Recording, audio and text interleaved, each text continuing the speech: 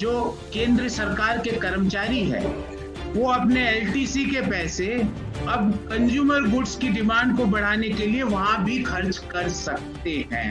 केंद्र सरकार के कर्मचारी अब 10,000 रुपये एडवांस लेंगे और वो 10,000 रुपये उनकी सैलरी में से प्रति माह कटता भी जाएगा और उससे वो कंज्यूमर गुड्स को खरीदेंगे। जो आज आपने 10,000 रुपये केंद्र सरकार के कर्मचारियों को एडवांस की बात करी है, वो तो वही बात हो गई 13 तुझको अर्पण। आपने जो इसके राज्यों के और केंद्र सरकार के एक्सपेंडिचर को बढ़ाने की बात करी है, उस वो ऊंट के मुंह में जीरे के बराबर है। ठोस आर्थिक नीतियां बनाइए, ठोस स्पेंडिंग बढ़ाइए और जीएसटी को रैशनलाइज कीजिए।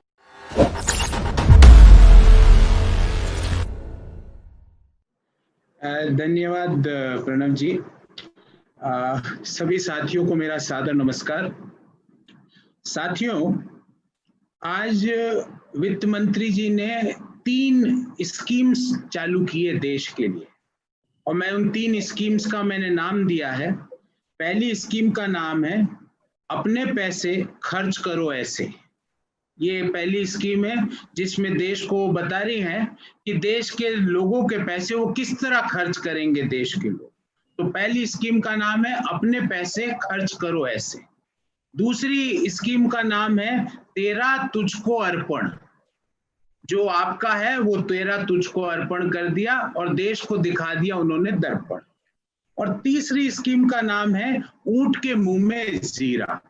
ये 3 नई स्कीम्स माननीय वित्त मंत्री जी 3-4 महीने के अंतराल के बाद आज प्रकट हुई, तो उन्होंने 3 नई स्कीम्स देश को दी। अब मैं एक एक स्कीम का आपको ब्यौरा दूंगा। पहली स्कीम का जो मैंने बात करी, अपना पैसा खर्च अपने से खर्च करो ऐसे। इस स्कीम में क्या किया, जो केंद्र सरकार के कर्मचारी है वो अपने एलटीसी के पैसे अब कंज्यूमर गुड्स की डिमांड को बढ़ाने के लिए वहां भी खर्च कर सकते हैं। तो पैसे तो जो कर्मचारी है उसके हैं ही, उसको एलटीसी मिल ही रही है। अब वो कह रहे हैं कि आप ट्रेवल नहीं करके, आप होटलों में इनक्रेडिबल इंडिया जो स्कीम है उसमें टूरिज्म और ट्रेवल को बढ़ावा ना देके आप एफएमसीजी को बढ़ावा दे दीजिए। मतलब आप एक उद्योग को कम करो, एक उद्योग को बढ़ाओ। मतलब हर जगह जहां पे पूरी मेजर सर्जरी की जरूरत थी, वापिस बैंडेड लगाने का प्रयास माननीय वित्त मंत्री जी ने किया। और पता है, मुझे लगता है इसलिए किया क्योंकि 2 महीने पहले जो वर्ल्ड बैंक भारत की विकास दर इस वर्ष की 3.2% मानता था, उसने आज 9.6% बोल दिया। 2-3 महीने पहले जो एसबीआई भारत की विकास दर -6.8% मानता था फाइनेंशियल ईयर 2021 के लिए, उसने -10.9% कर दिया।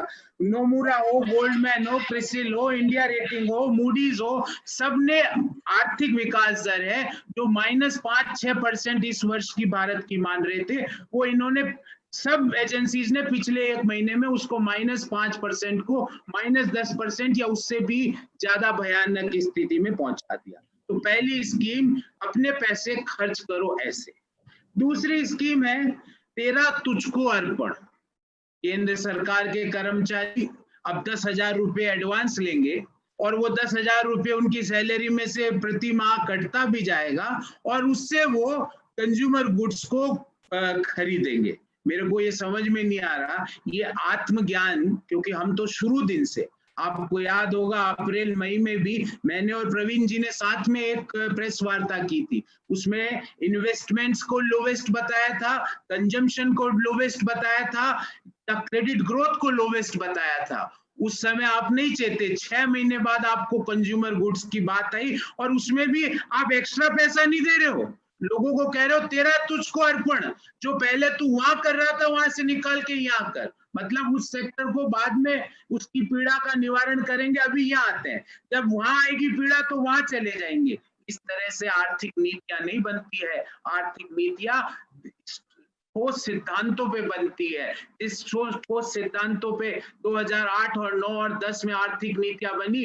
दुनिया की भयंकर मंदी को भी भारतीय अर्थव्यवस्था ने झेला और ना केवल झेला, जीडीपी ग्रोथ रेट को तकरीबन बरकरार रखा। और तीसरी स्कीम जो आज लॉन्च हुई है, ऊंट के मुंह में जीरा। इस स्कीम के तहत माननीय वित्त मंत्री जी ने कहा कि वो राज्यों को खर्चा, अपना एक्सपेंडिचर बढ़ाने के लिए वो राज्यों को एडिशनल 12,000 करोड़, अर्थात पूरे देश के अगर सारे राज्यों का अगर बजट मिलाए तो वो लगभग 9 लाख करोड़ रुपए बनता है। तो 9 लाख का 12,000 करोड़ मतलब 1.333%। ये सोच है। इतनी भयंकर मंदी है अर्थव्यवस्था में। दुनिया की बड़ी से बड़ी रेटिंग एजेंसीज भारतीय अर्थव्यवस्था को निरंतर गिरता हुआ बता रही है। जो पहले -5% के कॉन्ट्रैक्शन की बात करते थे, वो आज -10-11% ओवरऑल ईयर का कॉन्ट्रैक्शन है, वहां तक पहुंच चुके।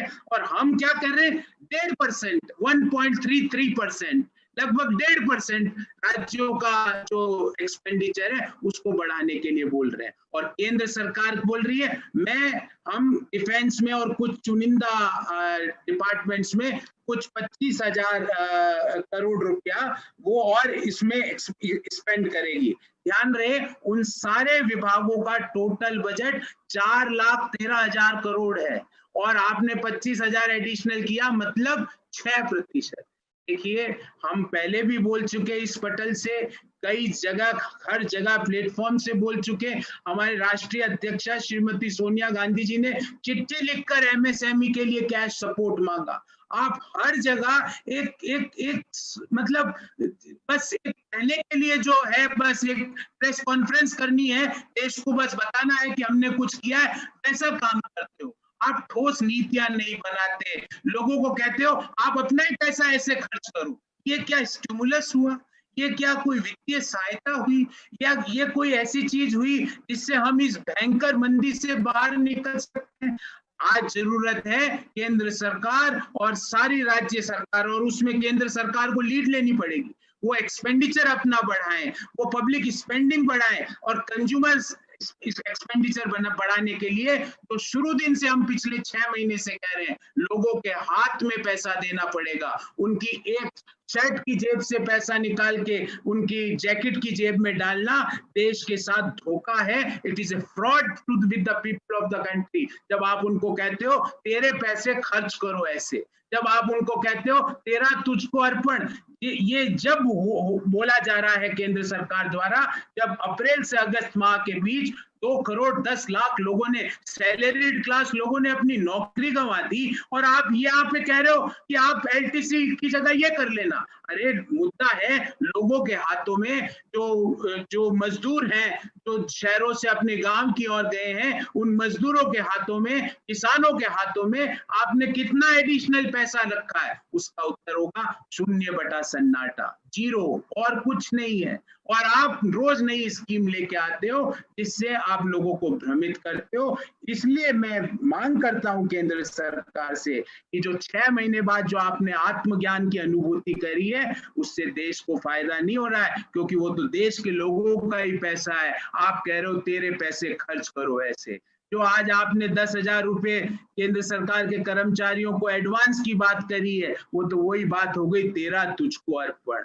आपने जो के राज्यों के और केंद्र सरकार के एक्सपेंडिचर को बढ़ाने की बात करी है, वो ऊंट के मुंह में जीरे के बराबर है। ठोस आर्थिक नीतियां बनाइए, ठोस स्पेंडिंग बढ़ाइए और जीएसटी को रैशनलाइज कीजिए। आज हमने देखा पिछले 2 महीने में बड़ी बड़ी ऑटोमोबाइल कंपनियां, मैं नाम नहीं लूंगा क्योंकि आप सबको पता है, भले ही वो जनरल मोटर्स हो, भले ही वो हार्ले डेविडसन हो, वो देश से अपना बोरिया बिस्तर समेट के जा रही है। क्यों जा रही है? क्योंकि वो कह रही है कि 28% जो जीएसटी आप मोटर बाइक्स पे लगाते हो वो कोई लग्जरी आइटम नहीं है देश में। तो रेट रैशनलाइज कीजिए, पब्लिक स्पेंडिंग बढ़ाइए और जनता को मूर्ख बनाने का जो कार्यक्रम आपने आज किया है उसको बंद करिए। एक ऐसी ठोस आर्थिक नीति को लेके आइए जिससे देश के लोगों को फायदा हो और हम इस भयंकर मंदी से, इससे भयंकर मंदी नहीं हो सकती, इस भयंकर मंदी से, इस भयंकर बेरोजगारी से बाहर आ सकते। जो आप काम कर रहे हो उससे और ज्यादा स्थिति भयानक होती जा रही है। 20 लाख करोड़ के पैकेज के बाद 20 लाख करोड़ का पैकेज आया जब तक अंतर्राष्ट्रीय रेटिंग एजेंसियां कह रही थी कि फाइनेंशियल ईयर 2021 तक हमारा जो जीडीपी का कॉन्ट्रैक्शन है वो -3-4% के आसपास रहेगा। उसके अनाउंसमेंट के बाद उन्होंने 6-7 कर दिया। अब इसमें अगर हम अक्टूबर महीने में और सितंबर के लास्ट वीक को देखें तो उन्होंने अब -11 तक पहुंचा दिया। और आपको जान के आश्चर्य होगा, गोल्डमैन सैक्स तो -14.8% तक ले गया। तो इसका मतलब जो आप काम कर रहे हो अर्थव्यवस्था को इस भयानक मंदी से बाहर लाने के लिए, वो आपके कार्यकाल और कार्यक्रम सुचारू नहीं है। और ध्यान रहे सिद्धार्थ जी, ये जो मंदी है ये सिर्फ कोरोना के कारण नहीं आई है, क्योंकि मैं हमेशा कहता हूं 2016-17 में हमारे देश की जीडीपी की विकास दर 8.3% थी पॉजिटिव, जो 19-20 में घट के 4.2%। तो आधी क्यों रह गई? आधी आपने कर दी अर्थव्यवस्था को, वो कर दी आपने नोटबंदी से और गलत जीएसटी से, और आधी के बाद उसको माइनस में 10-15% तक आप ले गए, क्योंकि आपने जिस तरह से तालाबंदी लागू करी देश में। क्योंकि ध्यान रहे, इकोनॉमी कोई पंखा या लाइट चालू करने का बटन नहीं होता है कि आपने जब चाहा जब बंद कर दिया, जब चाहे जब चालू कर दिया। उसमें एक मोमेंटम बनता है। और इस डाटा को अपनी बात कहने के लिए एक डाटा देना चाहता हूं कि क्रिसिल ने एशिया पैसिफिक की इकोनॉमीज का जब अध्ययन किया तो उन्होंने माना कि on an average Asia Pacific की इकोनॉमीज में -3% की गिरावट रहेगी परमानेंटली कोविड के बाद, कोविड का इफेक्ट लेने के बाद, और इंडिया में -13%। तो हमारे ऊपर इम्पैक्ट ज्यादा क्यों? कोविड तो सब जगह था। और यहाँ कोई मैं यूरोप की इकोनॉमीज का भी कंपैरिजन नहीं कर रहा, एशिया पैसिफिक की इकोनॉमीज का अध्ययन क्रिसिल ने किया। तो कारण ये है कि आपकी नीतियां हैं, वो नीतियां आप सिर्फ खाना पूर्ति की नीतियां करते हो। अब 20 लाख करोड़ में से 18 लाख करोड़ लगभग आप ऋण के माध्यम से या मॉनेटरी मेजर्स दे देते हो, तो फिर इकोनॉमी रिवाइव कैसे होगी? आपने बोला 2020 है इसलिए 20 लाख करोड़। देखिए, इकोनॉमी, जब भी इकोनॉमिक और आर्थिक नीतियां बनती है तो उसमें आप ये नहीं कि 2021 होगा तो 21 लाख करोड़, ऐसी बातें करने से नीतियों की जो विश्वसनीयता और सीरियसनेस कम हो जाती है। आपने पूछा हम क्या करते? हम सबसे पहले लोगों के हाथ में पैसा देते। हम शुरू से कह रहे हैं कि लोगों के हाथ में पैसा दीजिए, भले ही वो किसान हो, भले ही वो मजदूर हो, भले ही वो मध्यम आय वर्गीय व्यक्ति, जो 2 करोड़ 10 लाख लोगों ने पिछले अप्रैल से लेकर अगस्त तक अपनी नौकरी खोई, उनके हाथों में पैसा देंगे तो डिमांड बढ़ेगी। अगर मार्केट में डिमांड आएगी, कंजम्पशन बढ़ेगा तो प्रोडक्शन है, तो देश का प्रोडक्शन आज लगभग 70% के आसपास कैपेसिटी काम कर रहा है, वो और ज्यादा प्रोड्यूस करने के लिए मजबूर होंगे, तो नए रोजगार का भी सृजन होगा। तो हम लोगों के हाथ में पैसा देते, डिमांड जनरेट करने के लिए लोगों के हाथ में नया पैसा देते। ध्यान रहे, तेरा तुझको अर्पण नहीं, तेरा पैसा खर्च करो ऐसा नहीं, तेरे पैसे खर्च करो ऐसे नहीं, हम नया पैसा देते लोगों को। लोगों को पता है कि उन्हें किस तरह खर्च करना है, आपको लोगों के हाथ में पैसा देना पड़ेगा। एमएसएमई में हमारे राष्ट्रीय अध्यक्ष ने चिट्ठी लिखी माननीय प्रधानमंत्री जी को कि आप एमएसएमई के हाथ में पैसा दीजिए, और आपने उनको कर्ज की खुराक दे दी। अब हर जगह आज अभी आपके सवाल में ही मैं सुन रहा था 50 साल का कर्ज। अरे भाई, अभी एक्स्ट्रा ऑर्डिनरी सिचुएशन में इस कर्ज की खुराक से इकोनॉमी को बाहर निकालिए, आप लोगों के हाथ में उनको असिस्टेंस दीजिए, उनकी सहायता कीजिए, उनकी हैंड होल्डिंग कीजिए, राज्यों की हैंड होल्डिंग कीजिए, अपने देश के लोगों की हैंड होल्डिंग कीजिए, बेरोजगारों की हैंड होल्डिंग कीजिए, मिडिल इनकम ग्रुप लोग जिन्होंने नौकरी खोई है उनकी हैंड होल्डिंग कीजिए, किसानों की हैंड होल्डिंग कीजिए। आपका सवाल वापिस आ सकता है कि पैसा कहां से लाएंगे। मैं मानता हूं ये जायज सवाल है, पर इसका उत्तर भी केंद्र सरकार देती है।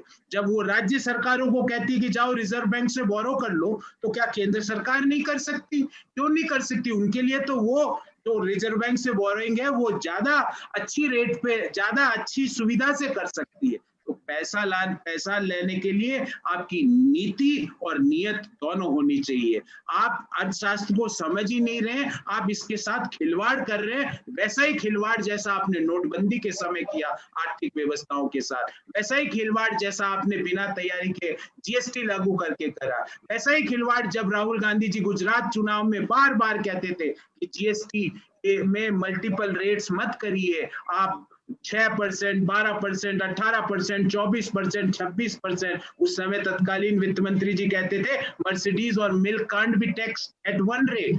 अब आज दुनिया की बड़ी बड़ी जो कंपनियां हैं, जो यहाँ पे जिनकी मैन्युफैक्चरिंग सेटअप्स हैं, बड़ी बड़ी ऑटोमोबाइल कंपनियां हैं, वो कह रही है कि हम भारत में काम ही नहीं कर सकते। और उसका कारण साफ तौर से बोलती है वो कंपनियां कि इसका कारण यहाँ पे जो प्रिवेलिंग जो टैक्स स्ट्रक्चर्स हैं, जो टैक्स टेररिज्म है, उस कारण हम काम ही नहीं कर पाते। तो हम होते तो रेट रैशनलाइजेशन करते, लोगों के हाथ में पैसा देते, और last but not least public expenditure states और सेंट्रल का दोनों का सब्सटेंशियली बढ़ाते। ये 1.25%, 1.3%, 1.5% की खुराक से -23.9% की मंदी से बाहर नहीं लाया जा सकता। अगर आपको हमारे वीडियोस पसंद आए तो प्लीज लाइक करें, सब्सक्राइब करें और शेयर करें।